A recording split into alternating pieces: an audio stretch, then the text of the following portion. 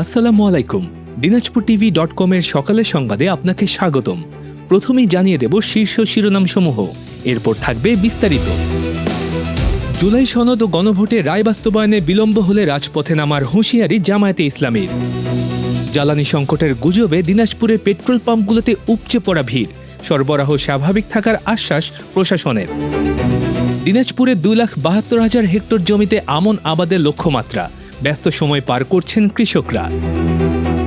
বীরগঞ্জ ও চিরির বন্দরে ক্ষুদ্র নৃগোষ্ঠী শিক্ষার্থীদের মাঝে শিক্ষাবৃত্তি ও সেলাই মেশিন বিতরণ।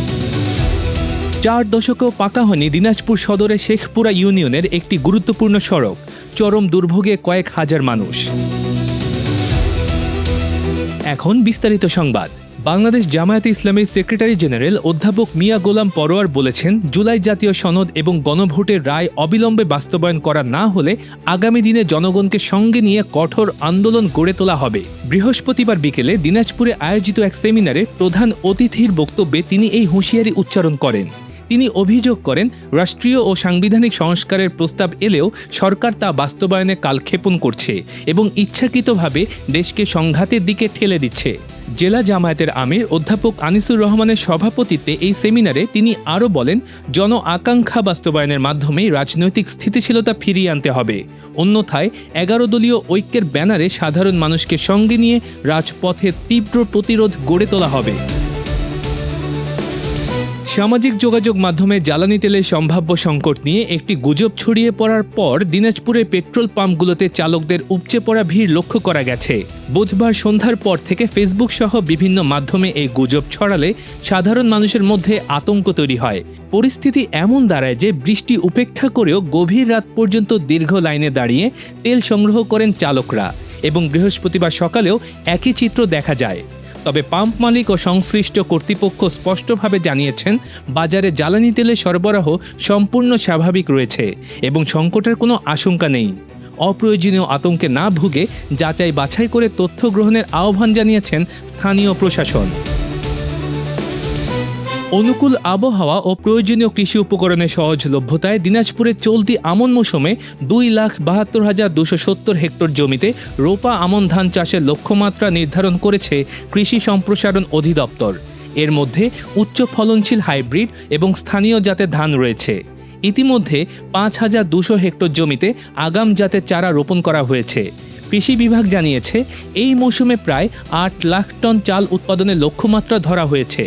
সার সরবরাহ নিশ্চিত করতে বিএডিসি কৃষকদের চাহিদাকে গুরুত্ব দিচ্ছে এবং জেলার 126 জন সারের ডিলারের মাধ্যমে পর্যাপ্ত মজুদ নিশ্চিত করা হয়েছে।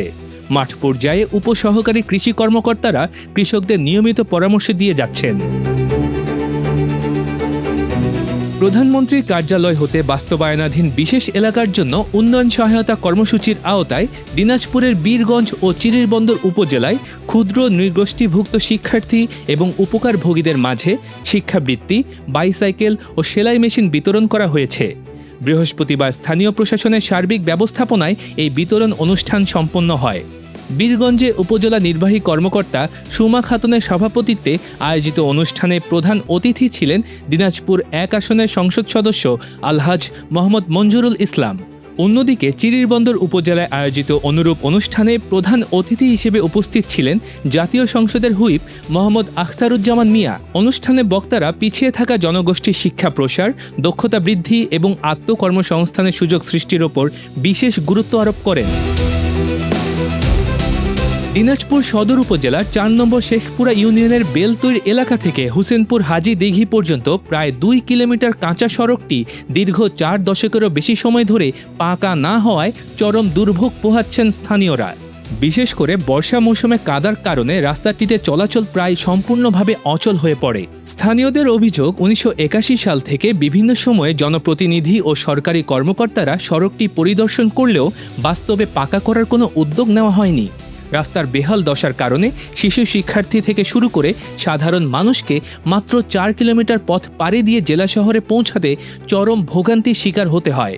দ্রুত বাজেট বরাদ্দ দিয়ে সড়কটি পাকাকরণের দাবি জানিয়েছেন এলাকাবাসী। এই ছিল এখনকার মতো দিনাজপুরটিভি.com-এর সকালের সংবাদ। দেশ বিদেশের ও উত্তরবঙ্গের সর্বশেষ সব খবরের তাৎক্ষণিক আপডেট ও ভিডিও দেখতে আমাদের ফেসবুক পেজটি ফলো করুন এবং ইউটিউব চ্যানেলটি সাবস্ক্রাইব করে আমাদের সাথেই থাকুন। ধন্যবাদ।